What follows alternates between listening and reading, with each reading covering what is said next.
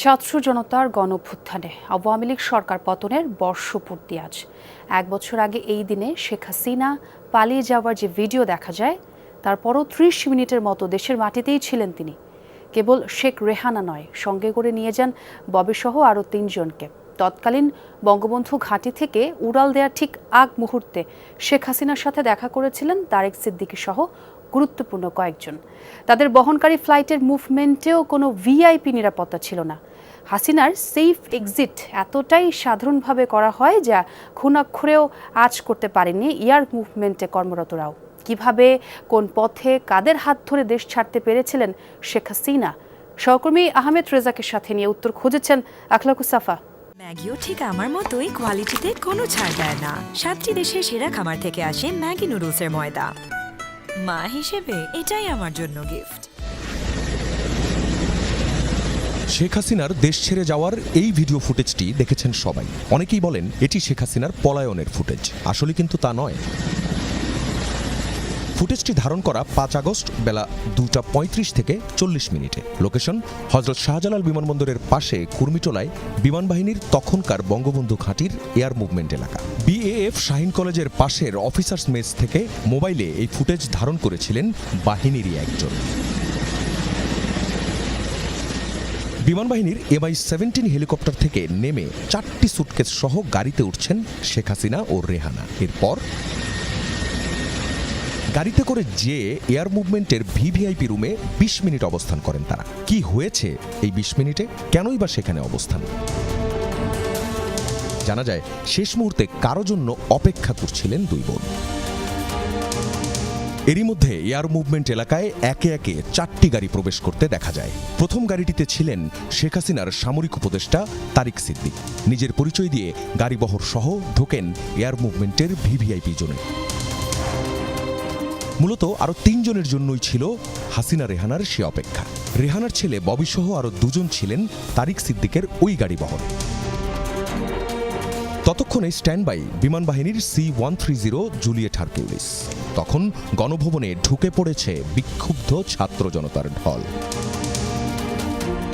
এরই মধ্যে সংক্ষিপ্ত সাক্ষাৎ শেষে তড়িঘড়ি করে C-130-তে ওঠেন শেখ হাসিনা সহ 5 জন, সাথে SSF-এর 1 জন ও ক্রু। ঢাকার গ্রাউন্ড কন্ট্রোলারের মধ্যে রেডিও যোগাযোগের রেকর্ডিং থেকে জানা যায় বিমানটি তৎকালীন বঙ্গবন্ধু এয়ারবেস থেকে রানওয়ে 32-তে যাওয়ার জন্য ট্যাক্সিওয়ে সাউথ আলফা বেছে নেয়। ঠিক বেলা 3:09 মিনিটে ভারতের উদ্দেশ্যে টেক অফ করে বিমানটি। ফ্লাইট প্রোগ্রেস স্ক্রিপ্ট থেকে জানা যায় ঢাকা থেকে টেক অফ করার সময় ট্রেনিং মিশন হিসেবে উড্ডয়ন করে বিমানটি। যতক্ষণ বাংলাদেশের আকাশে ছিল ততক্ষণ ট্রান্সপন্ডার ছিল বন্ধ।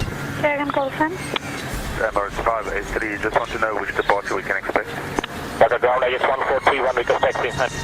বিমানের ককপিট ও ঢাকার এয়ার ট্রাফিক কন্ট্রোলের মধ্যে রেডিও যোগাযোগের এই রেকর্ডিংয়ে জানা যায় হাসিনাকে বহনকারী ফ্লাইটটিকে স্কোয়াক কোড দেওয়া হয়েছিল AJXS 1431।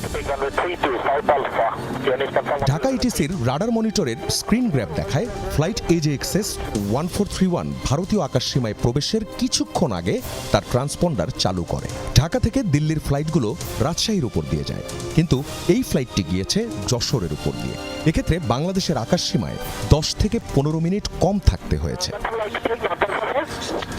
বিমানটি কলকাতার আকাশসীমার ওয়ে পয়েন্টে পৌঁছানোর পর ট্রান্সপন্ডার ও স্বয়ংক্রিয় জিও লোকেটর চালু করে। এরপর থেকেই রাডারে দৃশ্যমান হয় বিমানটি, তার আগে পর্যন্ত নয়। পরে সেটি ভারতের রাজধানী দিল্লি থেকে 30 কিলোমিটার দূরে গাজিয়াবাদের হিন্দন বিমান ঘাঁটিতে অবতরণ করে। শেখ হাসিনা বাংলাদেশের আকাশসীমা অতিক্রম করার পর আনুষ্ঠানিকভাবে আসে সেনাপ্রধানের ঘোষণা। মাননীয় প্রধানমন্ত্রী পদত্যাগ করেছেন এবং এখন একটা ইন্টারিম গভর্নমেন্ট ফর্ম করে আমরা আমাদের কার্যক্রম পরিচালনা করব। তারও আগে দুপুর 2:30টায় SSF সদস্যরা গণভবন থেকে শেখ হাসিনা ও রেহানাকে চীন মৈত্রী সম্মেলন কেন্দ্রের পাশের এই জায়গাটিতে নিয়ে যায়। সেখানে ইটের স্তূপের পাশে অপেক্ষায় ছিল বিমান বাহিনীর MI-17 হেলিকপ্টারটি। 5 আগস্ট ভোর গণভবনকে কেন্দ্র করে সর্বোচ্চ নিরাপত্তা। পুরো এলাকায় শুনশান নীরবতা। ব্রডব্যান্ড, মোবাইল ডাটা ভোর থেকে হঠাৎই পাওয়া যাচ্ছিল না কোনো কানেকশন। ওদিকে সকাল থেকে লং মার্চ টু ঢাকা পালনে জনতার ঢল ঢাকামুখী মহাসড়কে।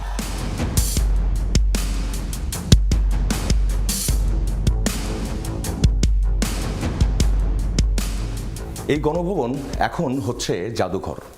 2024-এর 5 আগস্ট সকাল অনেক ভোরে ফজরের নামাজ পড়ে শেখ হাসিনা একটি চায়ের কাপ হাতে গণভবনের অফিস কক্ষে বসেন এবং সেখান থেকে পুলিশ বাহিনীতে থাকা তার যে আস্থাভাজনরা আছেন তাদেরকে তিনি টেলিফোন করেন। আমরা এরই মধ্যে জানি কারা ছিলেন তার আস্থাভাজন এবং তখন তারা শেখ হাসিনাকে যে বার্তাটি দেন, তারা বলেন কড়া নিরাপত্তায় ঢেকে ফেলা হয়েছে পুরো গণভবন এলাকা এবং কেউ ঢুকতেই পারবে না এই গণভবনে, এমনকি একটি পিঁপড়াও না।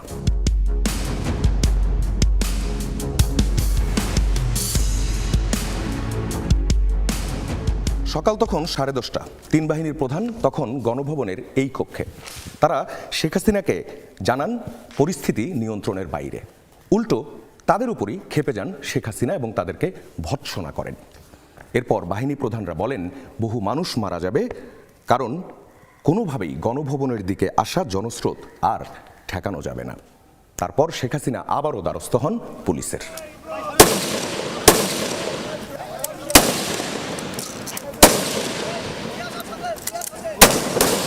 তখনও সক্রিয় পুলিশের কমান্ড সেন্টার।